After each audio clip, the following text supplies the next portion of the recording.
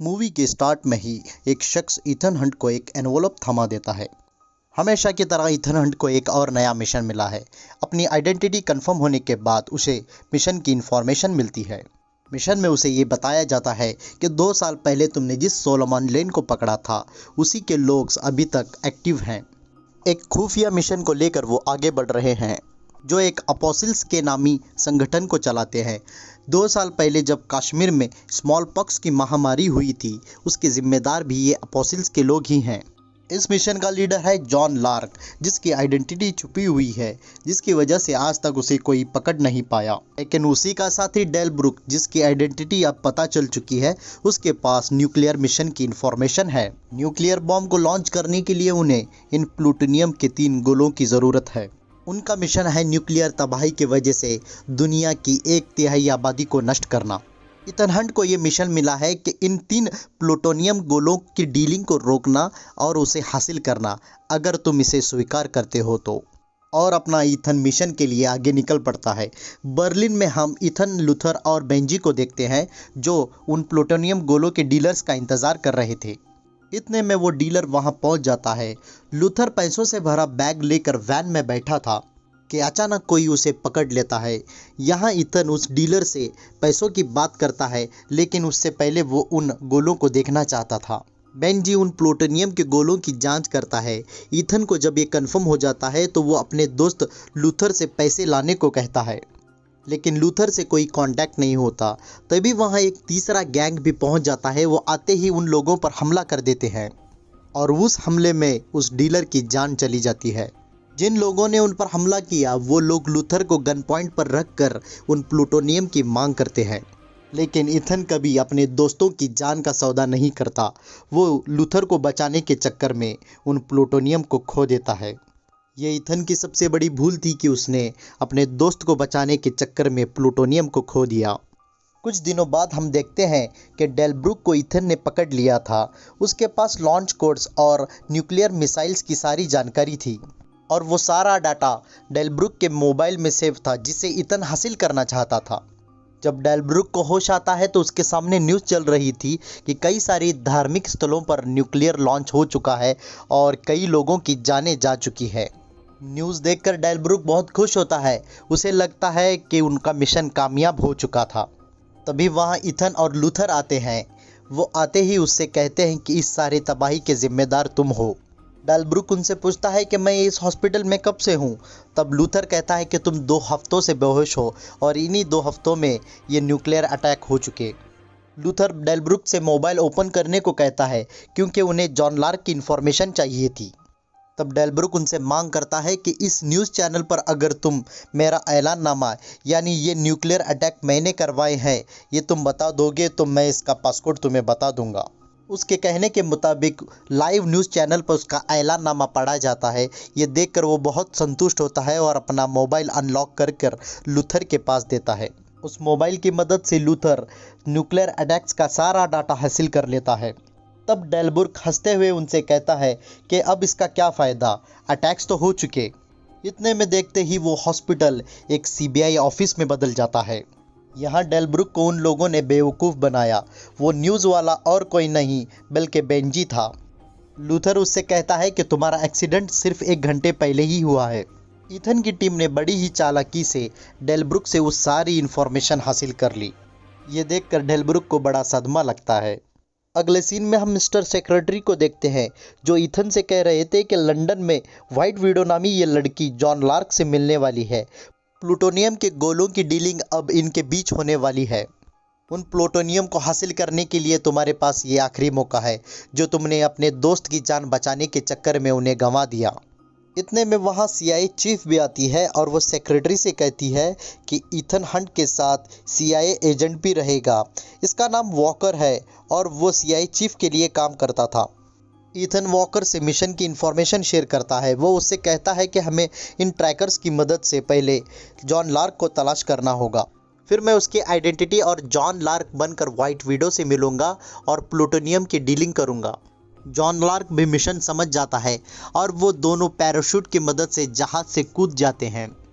मौसम खराब रहने की वजह से वॉकर को बिजली का झटका लगता है, जिसके वजह से उसका ऑक्सीजन टैंक निकल जाता है। इथन अपना ऑक्सीजन कैन उसे देकर उसे होश में लाता है और अपना पैराशूट लेट खोलने के वजह से एक झटके के साथ उसकी लैंडिंग होती है। उसका पैराशूट बिल्डिंग के एक गुंबद पर अटक जाता है और वो सेफली एक बिल्डिंग की छत पर लैंड करता है। अब वॉकर भी अपनी पैराशूट की मदद से उस छत पर पहुंच चुका था। इथन की वजह से उसकी जान बची, इसका उसे अंदाज़ा ज़रा भी नहीं था। फिर वो ट्रैकर्स की मदद से उस जॉन लार्क को तलाश कर लेते हैं। उसे पकड़ने के चक्कर में उनकी हाथापाई होती है और वो उस मशीन से वॉकर पर हमला करता है जिससे वो उसका फेस बनाने वाले थे। इथन उससे कहता है कि मशीन तो खराब हो चुकी है, अब हम इसका फेस मास्क कैसे बनाएंगे। जब उनकी बातें चल रही थी तो जॉन लार्क को होश आता है, वो उन पर हमला कर देता है। इससे पहले कि वो इथन हंट को मार दे, एल्सा आकर उनकी जान बचाती है। एजेंट एल्सा ब्रिटिश गवर्नमेंट की तरफ से काम करती थी, लेकिन वो इथन की अच्छी दोस्त भी थी। इथन जॉन लार्क की तलाशी लेता है जिसमें उसे एक टूटा हुआ फ़ोन और एक रबर बैंड मिलता है। अब इस उम्मीद में इथन वाइट विडो से मिलने वाला था कि जॉन लार्क और उसकी मुलाकात कभी हुई न हो। वो एल्सा से भी वहाँ उसके आने की वजह पूछता है, लेकिन वो उसे कुछ नहीं बताती। अब इथन जॉन लार्क बनकर वाइट विडो से मिलता है। थोड़ी ही देर में वाइट विडो को यह यकीन हो जाता है कि यही जॉन लार्क है। अब वाइट विडो इथन से सौदा करती है। वो उससे कहती है कि प्लूटोनियम के बदले मुझे ये शख्स ला कर दो। ये सोलोमन लेन है और वो ब्रिटिश गवर्नमेंट के कैद में था, जिसे पिछली बार इथन ने ही पकड़कर उनके हवाले किया था। वो उसे एडवांस में एक प्लूटोनियम का गोला दे देती है। वाइट विडो का ये प्लान था कि ब्रिटिश ऑफिसर्स को मारकर सोलोमन लेन को उनकी कैद से आज़ाद करना, लेकिन ऑफिसर्स को मारना ये इथन को मंजूर न था। वो प्लान को चेंज कर देता है। दूसरे सीन में हम देखते हैं कि सीआई चीफ से वॉकर कहता है कि जिस शख्स को हमने मारा वो जॉन लार्क नहीं था, मुझे लगता है कि इथन हंट ही जॉन लार्क है। और उसे एक फ़ोन देते हुए कहता है कि मुझे ये जॉन लार्क के बॉडी से मिला, लेकिन ये मोबाइल टूटा हुआ नहीं था।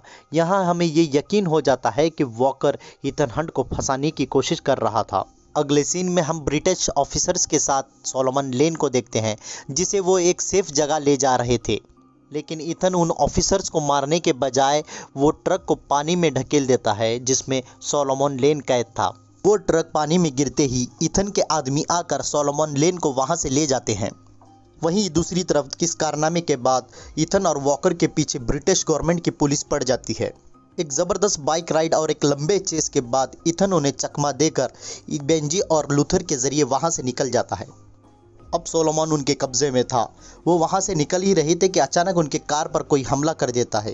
ये एल्सा है जो सोलोमन लेन को मारने आई थी। वहां से बचकर इथन एक खुफिया जगह पहुंचता है और वो सोलोमन लेन से उस न्यूक्लियर लॉन्च और जॉन लार्क के बारे में पूछता है। सोलोमन लेन उससे कहता है कि होने वाली तबाही के जिम्मेदार तुम खुद हो, तुम कुछ नहीं कर पाओगे और दुनिया की 1/3 आबादी ख़त्म हो जाएगी। इसी बीच लूथर सोलोमन ले से ट्रैकर हटाकर अपना ट्रैकर उसमें डाल देता है ताकि ब्रिटिश गवर्नमेंट उन्हें ट्रैक न कर सके। इथन यहाँ पर वीडो से सोलोमन लेन के बदले उन प्लूटोनियम की मांग करता है। वीडो उससे कहती है कि वो लड़की कौन थी जो लेन को मारने आई थी, मुझे वो लड़की चाहिए, तभी मैं तुम्हें प्लूटोनियम दूंगी। अब इथन को एजेंट एल्सा की ज़रूरत थी तो वो उसका पीछा करता है। इथन उससे सोलोमन लेन को मारने की वजह पूछता है। तब एल्सा कहती है कि ब्रिटिश गवर्नमेंट ने मुझे उसे मारने का ऑर्डर दिया है, तभी वो मुझे रिहा करेंगे। इतना कहकर वो वहाँ से चली जाती है। वहाँ दूसरी तरफ इथन के खुफिया अड्डे पर मिस्टर सेक्रेटरी पहुँच चुके थे। वो इथन से मिशन के बारे में पूछते हैं। तब इथन उनसे कहता है कि हम बेंजी को सोलोमन लेन बनाकर वीडो के हवाले कर देंगे।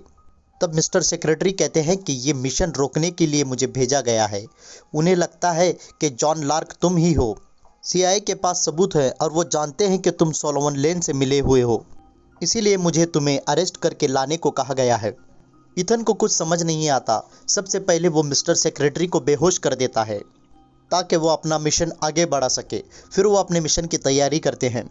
सोलोमन लेन का फेस मास्क बनाया जाता है ताकि वो बेंजी को सोलोमन लेन बनाकर वीडो के हवाले कर सके और उससे प्लूटोनियम हासिल करें। फिर वो बेंजी को लेकर वहाँ से जाने लगते हैं और वॉकर को सोलोमन लेन के पास रुकने को कहा जाता है और वॉकर आकर सोलोमन लेन से बातें करने लगता है और यहाँ पर पता चलता है कि जॉन लार्क और कोई नहीं, वॉकर ही था। अब वॉकर यानी जॉन लार्क भी जल्द ही समझ जाता है कि उसे एक्सपोज करने के लिए उन्होंने ये सब ड्रामा किया था। मिस्टर सेक्रेटरी आकर उस सिचुएशन को संभाल लेते हैं और उन्हें पता चलता है कि जॉन लार्क वॉकर ही है। वो कई दिनों से CIA में छुप कर काम कर रहा था और ये बात CIA चीफ को भी पता चल जाती है और वो CIA के लोग भेजकर उन सब लोगों को गिरफ्तार करने को कहती है। लेकिन उन लोगों में जॉन लार्क के आदमी भी शामिल थे, जिसके वजह से फायरिंग शुरू होती है जिसमें सेक्रेटरी मारे जाते हैं। इसी फायरिंग के बीच लूथर जॉन लार्क के गले में ट्रैकर डाल देता है जिससे वो ट्रैक कर सकें और वही सेम ट्रैकर वो इथन पर भी लगा देते हैं ताकि वो जॉन लार्क का पीछा कर सके। बेंजी के मैप के मदद से वो जॉन लार्क का पीछा करता है और एक अमेजिंग चेस के बाद वो उन तक पहुंच भी जाता है। लेकिन इससे पहले कि वो उन लोगों को पकड़ ले, जॉन लार्क और सोलोमन लेन वहां से भागने में कामयाब होते हैं और जाते वक्त इथन की वाइफ का एक हिंट छोड़ देते हैं। यहाँ लूथर और बेंजी डेलब्रुक के डाटा के मदद से उन न्यूक्लियर बॉम्ब्स की स्टडी करते हैं। उन्हें ये पता चलता है कि अगर हमने एक बम को डिफ्यूज़ किया तो दूसरा एक्टिवेट हो जाएगा। उनके पास एक ही रास्ता था कि इस रिमोट कंट्रोल से उस डेटोनेटर को निकालना, लेकिन ये हम तभी कर सकते हैं जब बॉम्ब्स एक्टिवेट हो जाएंगे। इसका मतलब बॉम्ब को डिफ्यूज़ करने के लिए हमें उसे एक्टिवेट होने देना होगा। तभी लूथर एल्सा से कहता है कि इथन की ज़िंदगी में दो ही लड़कियों की अहमियत रही है, एक तुम्हारी और वो एक उसकी वाइफ की।